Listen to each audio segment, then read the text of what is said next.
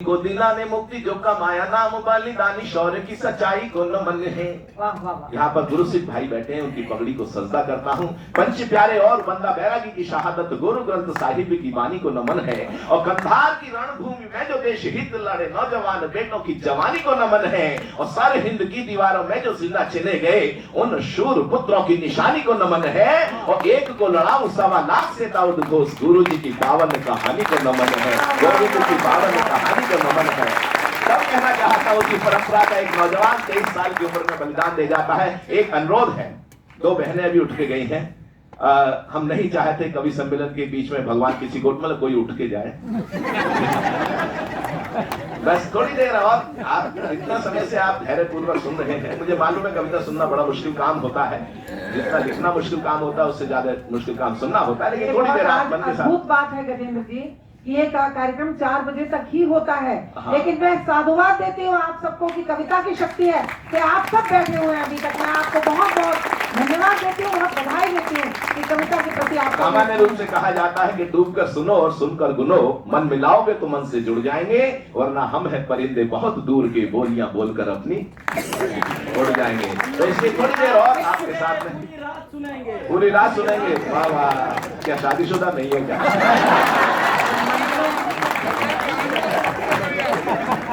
आपके बराबर में तो आपका भी रिफ्लेक्ट हो रहा है और भाई साहब का तो पूरा रिफ्लेक्शन ऐसा लग रहा है जैसे एक बल्ब ऊपर जल रहा है एक नीचे जल रहा है। आपको प्रणाम करता हूँ। ये सब लोग जिनके ललाट चमक रहे हैं, इनके लिए सौभाग्य की बात है भाभी जी का प्यार साथ में लेके चलते हैं। हंसने की बात नहीं है, किसी पुरुष के सर पे 2 ही महिलाएं हाथ फेरती, एक माँ एक पत्नी। जब माँ हाथ फेरती तो बाल बढ़ते हैं।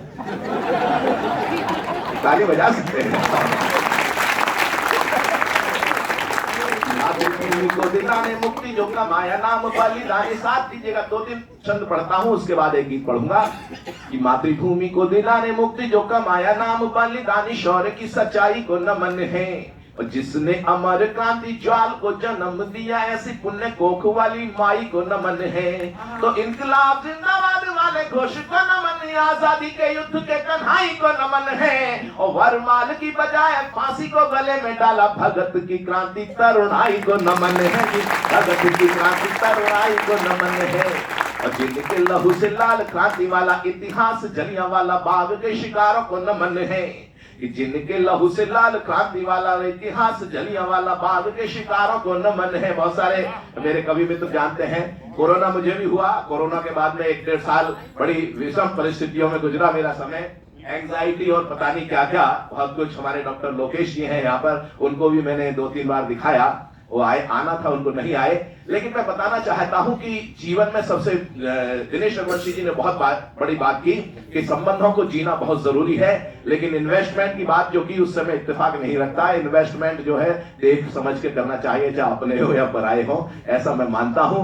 क्योंकि संबंधों में मैंने पूरा जीवन समर्पित कर दिया है अपने परिवार के लिए, सब जानते हैं कभी। लेकिन उसकी समीक्षा मैं नहीं करना चाहूंगा। तब मैं कहना चाहता हूं कि जिनके लहू से लाल क्रांति वाला इतिहास जलियांवाला बाग के शिकारों को नमन है। और शांति अहिंसा के हथियारों को नमन, और क्रांति के गगन के सितारों को नमन है।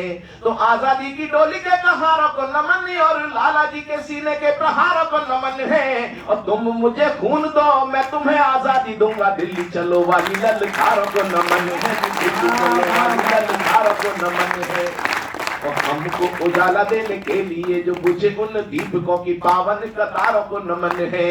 और मातृवंदना के गीत गाते गाते चूम लिए उन फांसी वाले पुण्यहारों को नमन है। तो बलिदानी स्वरों की पुकारों को नमन, और कोल्हुओं से बही जलधारों को नमन है। और क्रांतिकारियों ने जहां लिखा वंदे मातरम, सेलुलर जेल की दीवारों को नमन है। काला पानी जेल की दीवारों को नमन है। इस छंदों की श्रृंखला में लगभग सैकड़ों छंद होंगे, लेकिन एक छंद और रखना चाहता हूं। यहाँ पर अलग अलग आयु के लोग बैठे हुए हैं।